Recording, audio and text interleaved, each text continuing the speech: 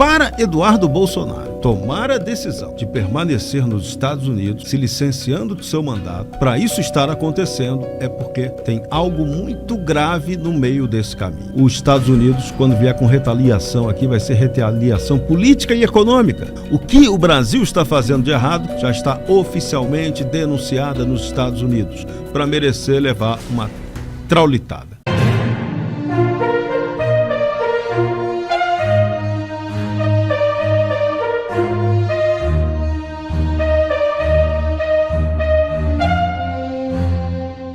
A cartada de Eduardo Bolsonaro internacionaliza a percepção de perseguição política. É isso mesmo.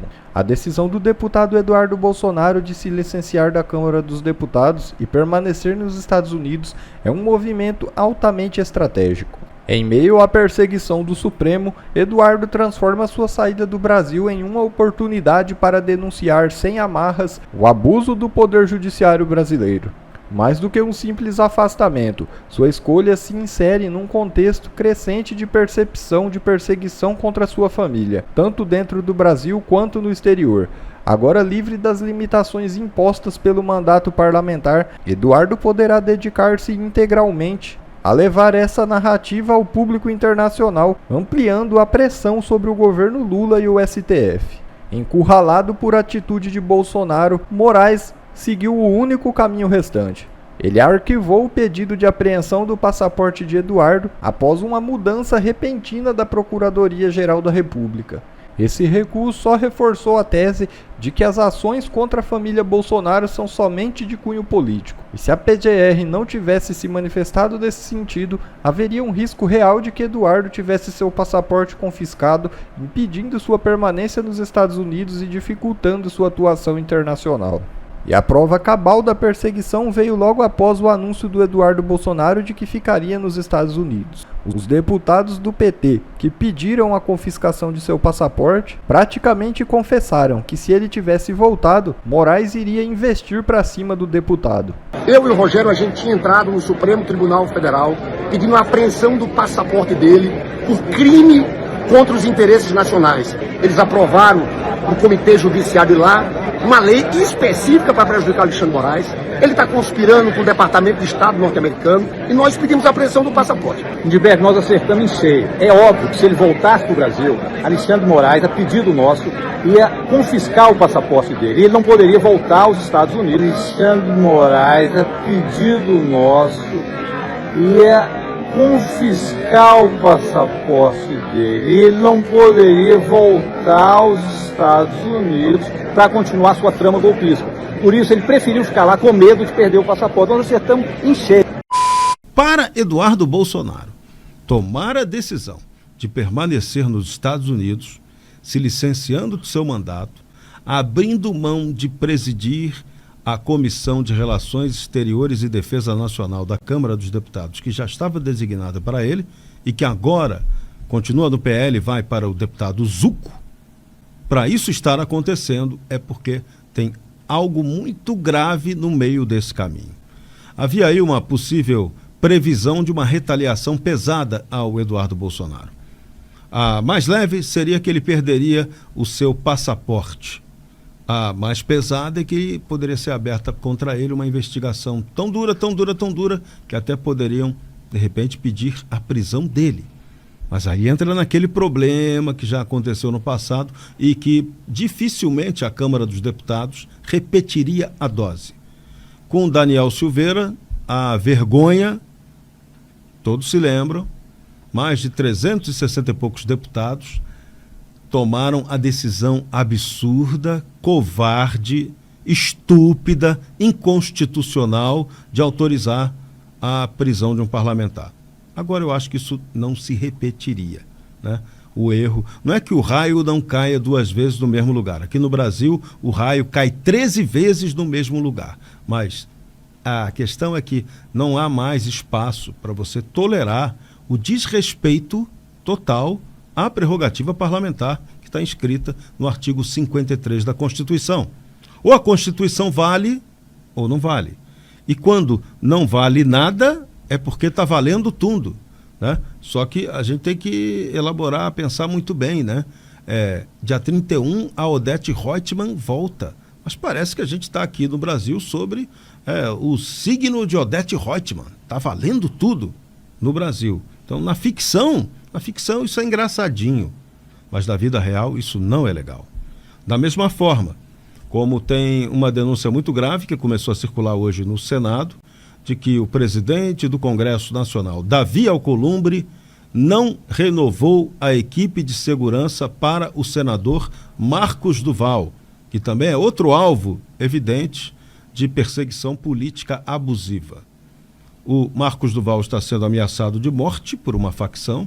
Tem o boato que está circulando no Senado, é de que o codinome que eles estão usando do Marcos Duval, lá na facção, seria PC Farias. Não, fala sério. Isso é uma coisa de uma gravidade. Para a turma aí tá chamando o cara de PC Farias, é porque ele vai morrer, vai ser morto, vai ser assassinado. E aí vem o presidente do Senado e não renova a segurança desse senador. Porque está retado, não gostou da última conversa, de repente, que teve com esse parlamentar, né? Porque o parlamentar teria insinuado lá que coisas graves poderiam acontecer com quem está sendo conivente com o desrespeito aos direitos fundamentais do Brasil. O Davi Alcolumbre, que é contra a anistia, que diz que a anistia não tem apelo popular, né? Que está sempre andando para cima e para baixo, com todo mundo aí dos poderosos tupiniquins, não deu bola para isso. E agora está dando, de novo, uma demonstração de que não está sendo a pessoa preparada para presidir o Congresso Nacional e o Senado. Você, como presidente de uma instituição, não consegue proteger um senador seu? Pô, Davi Alcolumbre, isso é vergonhoso demais. Isso é algo assim abominável do ponto de vista político. Então, o Brasil está vivendo esse momento horroroso. E tem aquela história, todo o caso Marcos Duval, todo o caso do Eduardo Bolsonaro e tantos outros casos, 8 de janeiro, Jair Bolsonaro, e uma lista imensa de situações já está oficialmente denunciada nos Estados Unidos. E na hora em que os americanos resolverem fazer uma retaliação contra o Brasil, aí vai ter um monte de idiota gritando que nossa soberania ela foi ferida, nossa soberania está sendo esmagada por esses yankees malvados. Né? E a gente aqui não faz uma autocrítica para avaliar o que o Brasil está fazendo de errado para merecer levar uma traulitada ou uma trumpicada, como eu já disse. Que o que vem aí é uma trumpicada. E essa permanência de Eduardo Bolsonaro nos Estados Unidos é o sinal duplo de que a trumpicada está chegando, Lourão e sua turma estão vindo com tudo e que havia uma ameaça concreta ao Eduardo Bolsonaro, filho do Jair Bolsonaro. A gente já está vendo aí no noticiário, claro, o PT o tempo todo avisando que quer ampliar o processo judicial, o processo eleitoral contra eles para torná-los inelegíveis. Jair, Eduardo, Carlos, todo mundo, a família Bolsonaro, até a Laurinha, de repente também entra nessa, né? Vai ficar inelegível. Ela que não tem nem idade para ser votada, mas ela já fica também inelegível previamente. Então, de brincadeira, né? Olha, o Brasil tem que ser levado a sério, ou o Brasil passa a ser levado a sério, ou a nossa situação vai ficar muito séria. Os Estados Unidos, quando vier com retaliação aqui, vai ser retaliação política e econômica. Eu quero ver se a gente aguenta esse tranco no atual momento político e econômico esquisito, frágil, que a gente está vivendo sobre a administração catastrófica de Luiz Inácio Lula da Silva. Antes de trazer a informação, Cauti, participei há pouco de uma entrevista com o presidente Jair Bolsonaro e com o deputado Eduardo Bolsonaro no Oeste Sem Filtro, e o presidente Jair Bolsonaro disse que a vaga deve ficar com o Felipe Barros nessa comissão. O Zucco já tem um posto de líder de oposição dentro da Câmara dos Deputados. Provavelmente o vice deve ser o Mário Frias nessa comissão.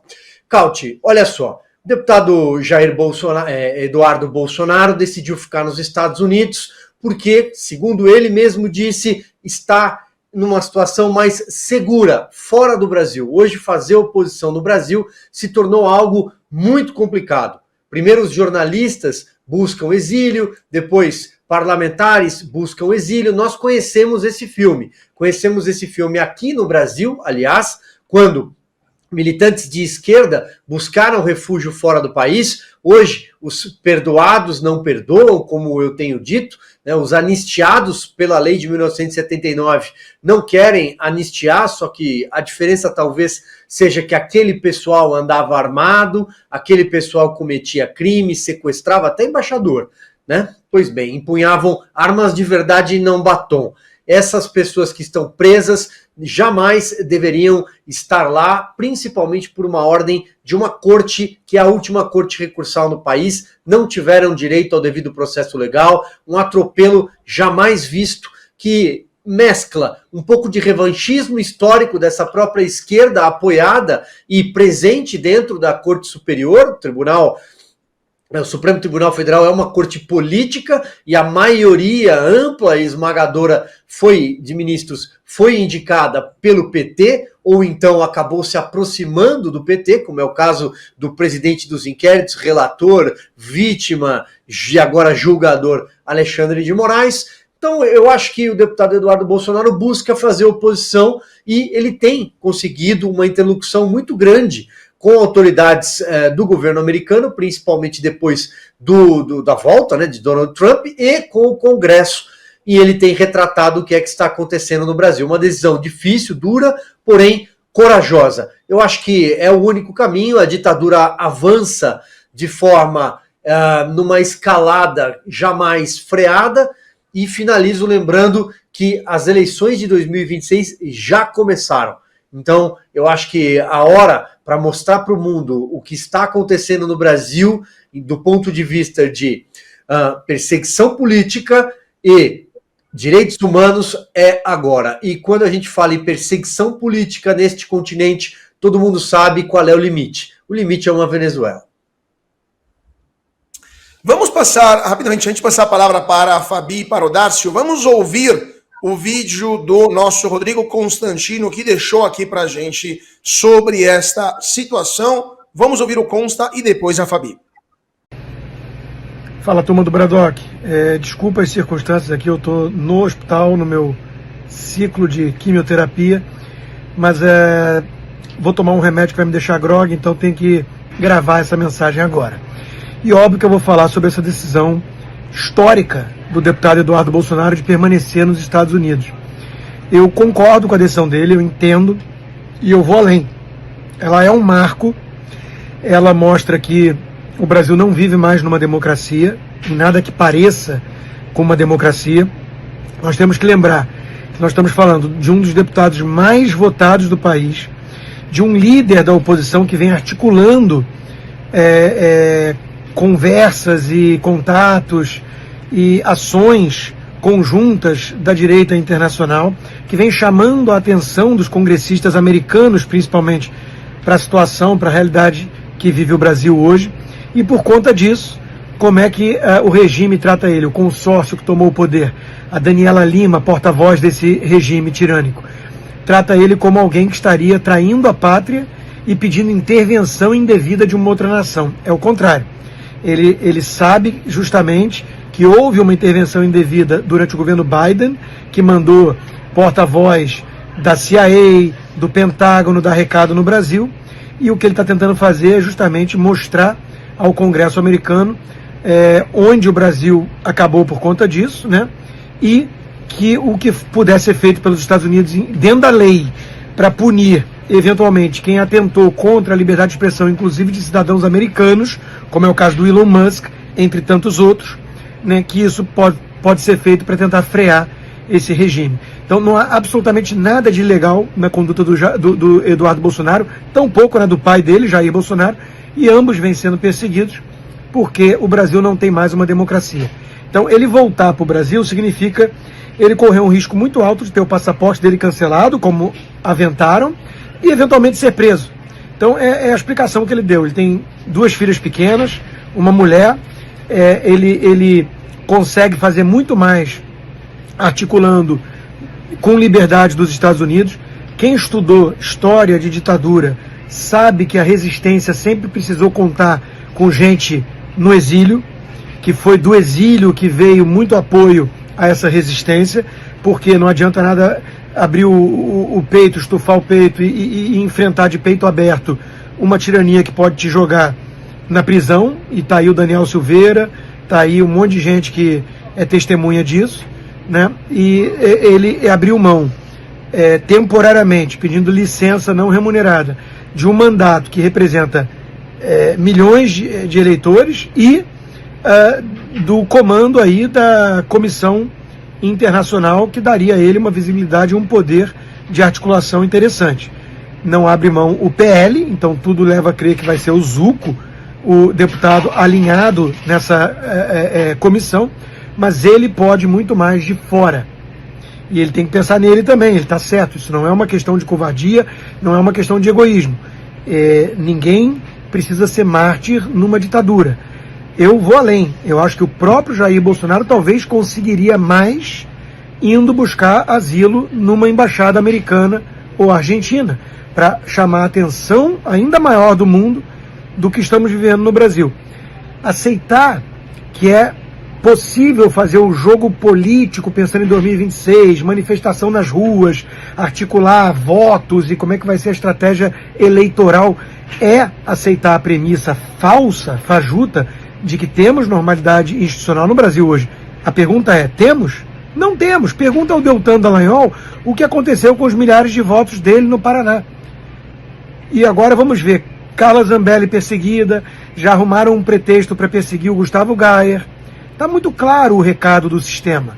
Quem é bolsonarista vai ser perseguido.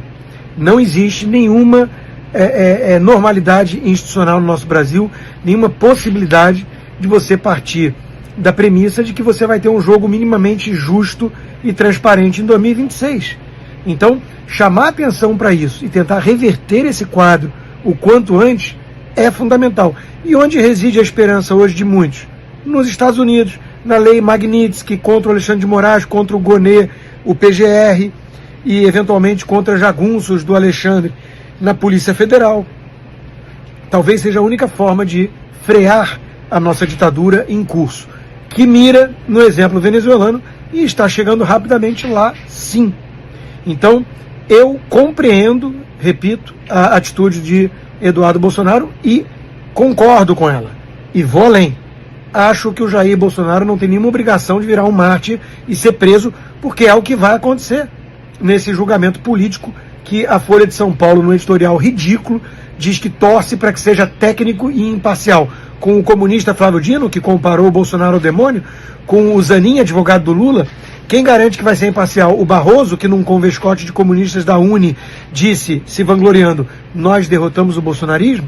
Essa gente vai fazer um julgamento técnico e não político? Folha de São Paulo. Tenha santa paciência. É ridículo sequer cogitar essa possibilidade.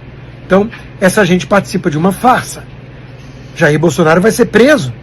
Então, eu acho que ele tem todo o direito de buscar refúgio numa embaixada e de lá continuar fazendo muito pelo Brasil e chamar a atenção da ditadura que vivemos. É isso e até amanhã. Bom pessoal, esse foi mais um vídeo, eu espero que vocês tenham gostado. Se vocês gostaram, deixa o like aqui para fortalecer nosso canal. Logo eu volto trazendo mais informações da política para vocês. Um forte abraço, fiquem todos com Deus e até a próxima.